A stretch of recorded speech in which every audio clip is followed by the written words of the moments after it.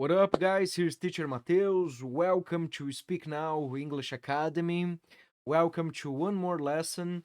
Today we will learn the 50 most important adjectives in English language.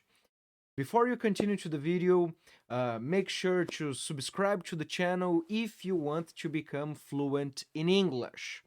So, let us begin. Fantastic, guys. So, adjectives, right? Let us begin discussing a little bit about what is an adjective. What is an adjective? An adjective is something that is a word that qualifies, that gives characteristics to something. When I say, for example, that I am fine, fine is an adjective because I'm saying that this quality is connected with me. I, the subject, am, verb to be, fine, the adjective. So we see a very close relationship between verb to be and the adjectives, right? We need verb to be to describe the qualities of something. We can describe when we say, for example, that a book is interesting. Interesting is an adjective, is verb to be. A group of people, they are intelligent. They, this group of people, are verb to be, intelligent adjective.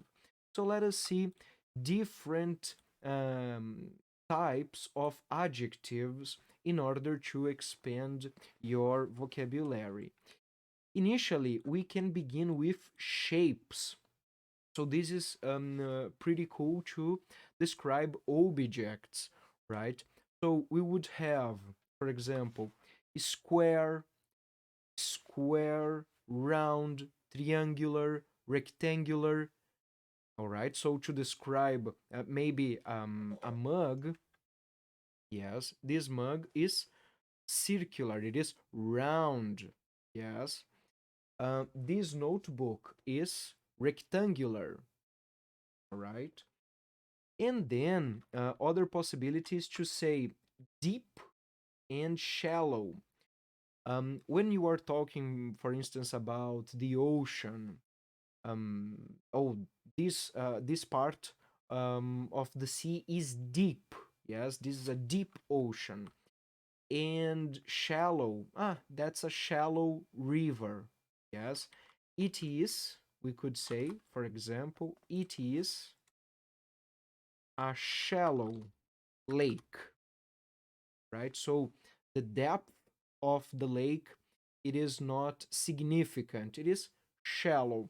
The opposite of shallow would be deep. It is a deep lake or river, for example. And then we can use also deep and shallow to talk about ideas. Oh, this is so shallow. This is so superficial, right? The opposite would be, oh, that's deep. That's profound. And then other possibilities would be straight and crooked. Straight would be something that it is symmetrical, for example, it is straight, like, let me draw this here. This is a straight line, okay, a straight line. And this here is a crooked line. Crooked, yes, that is not uniform. So, straight and crooked. Yes, the first one straight is this one here. And this one is crooked. And let's move on. So this is how we can talk about the shapes, different possibilities. Now, when we talk about the size, we could say huge, large, big, medium-sized, average, small, and tiny. Remembering that, for example, when we talk about size, we could say, oh my gosh, we could say, for example, we would have a spectrum, and then in this spectrum, we could use something like that. Something that it is like here, here. Something that it is in the middle, we could say medium sized or also average. Yes, the middle, average, average. And something that it is it's bigger than that, we would say it's something big. It's a big building. It's a big car. Yeah, it's a big garden. And then we would have huge. Yes, so big. And then instead of saying very big, oh, that's a very big stadium. We could say, oh, that's a huge. Yeah, it's a huge place. It's a huge garden. It's a huge tree. So really, really big. So huge, big, and then medium sized. And now, as we go down on this scale of size, we would have small,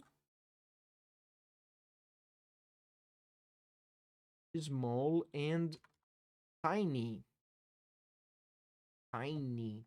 Yeah, like that is this movement, this architectural movement of the tiny houses. Yeah, so it's very, very small places to live. Tiny.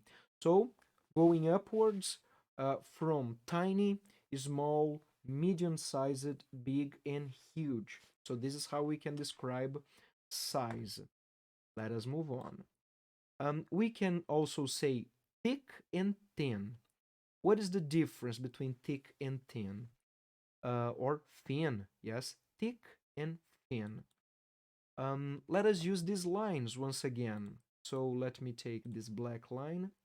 This one here is thin. This one here is thick. You see the difference? Thick and thin. Yes. We would also have long and short, other adjectives. Tall for people, high for buildings, for example, for mountains. It's a high mountain. For example, Everest is really high. And then tall would be like Michael Jordan is tall. And then short is the opposite. Tall, short, high, or short. And then let's move on. This moment for taste. So this is how the food tastes like, right? So how we can describe food.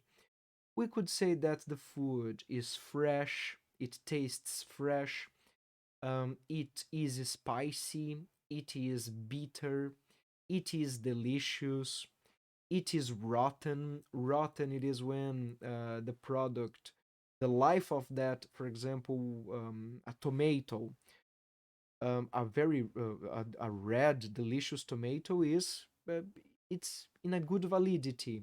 However, rotten it is when it starts decaying.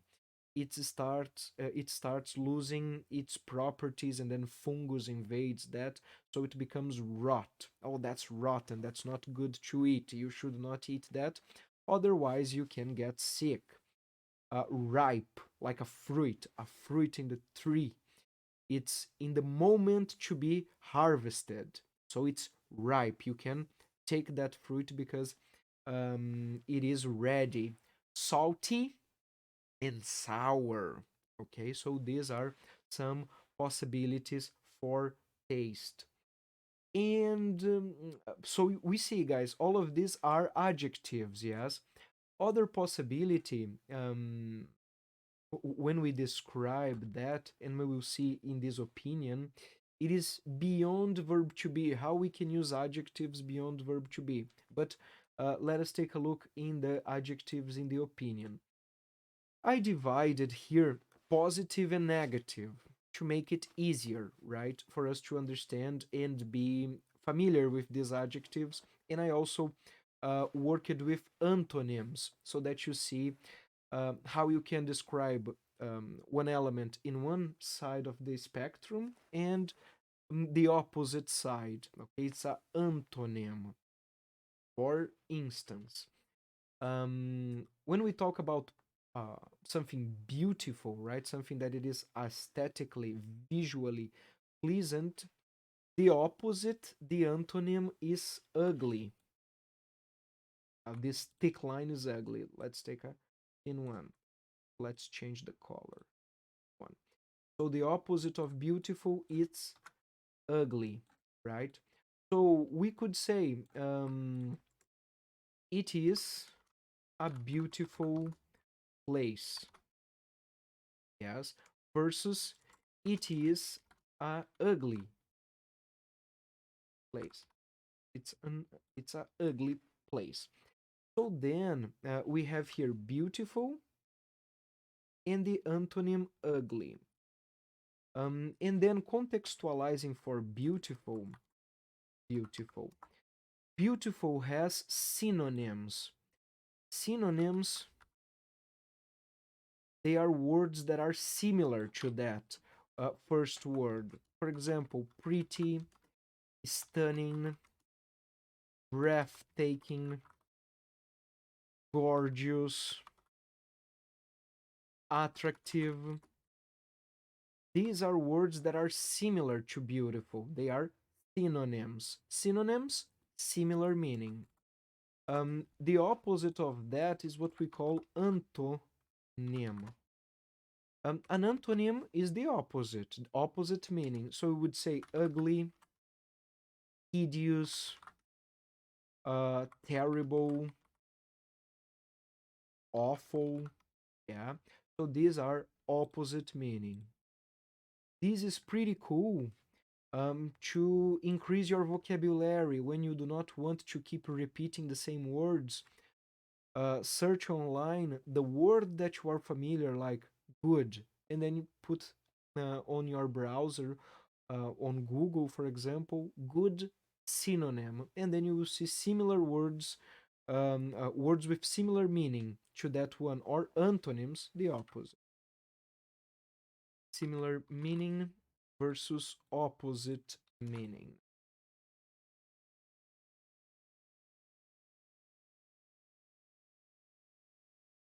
Alrighty. So then we see here beautiful, the opposite is ugly.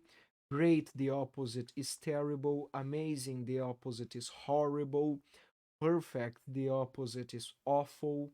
Awful. So this AW has the pronunciation of awful. Happy or joyful, sad and miserable. Graceful, graceless.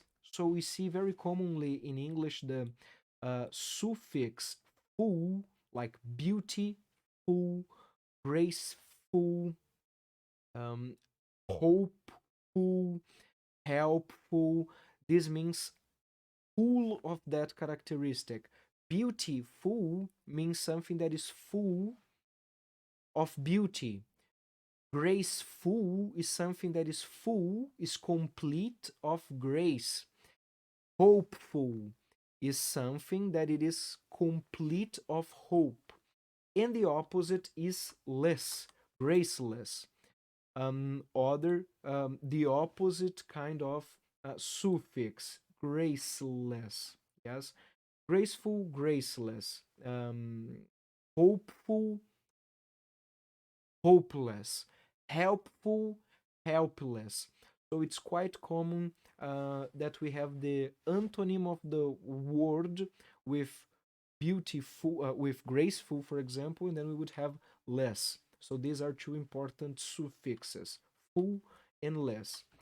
Um, Other aspect, other adjective is courageous, someone that is brave, someone that has courage. Courageous, the opposite is coward. Intelligent and smart versus stupid or dumb.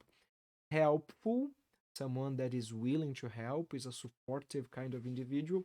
And unhelpful. Bright, so full of light, versus dark or gloom. A gloom place, it's a dark place. Incredible versus mediocre, and good versus bad. So then, guys, these are some adjectives. And what I would like to conclude our argument with, it is saying, for example, let's take the adjective that we didn't mention so far, interesting. It is an interesting book. Yes. So this is using adjectives beyond the verb to be, which is something that it's very helpful to increase the way that you can communicate and express your ideas. So you could say, instead of it is, you could say it seems an interesting book. All right. Or it looks like an interesting book. It appears an interesting book. So you could say, it appears a beautiful place. It seems a beautiful place. When you do not know exactly, and then you are distancing yourself a little from the quality that you are giving, you could say, it seems cool, instead of saying it is cool. It appears fun, instead of it is fun. It looks like fun. It looks like an interesting restaurant. Yes. So you are describing the characteristic using the adjective without the necessity of verb to be, by saying seem, looks like, and appears. All right, guys. So that's pretty much for our lesson today. We learned 50 really important, the 50 most important adjectives in English, the ones in shape, size, taste, and opinion. We have also learned what is an synonym and an antonym. Synonyms are adjectives with similar meaning, and antonyms with the opposite meaning. And finally, we have also learned how we can describe an adjective without necessarily using verb to be all the time. If you enjoyed this lesson, give us a thumbs up, subscribe to Speak Now channel, and comment below what adjectives you loved to learn, what adjectives they were interesting for you to learn in this lesson that perhaps you didn't know.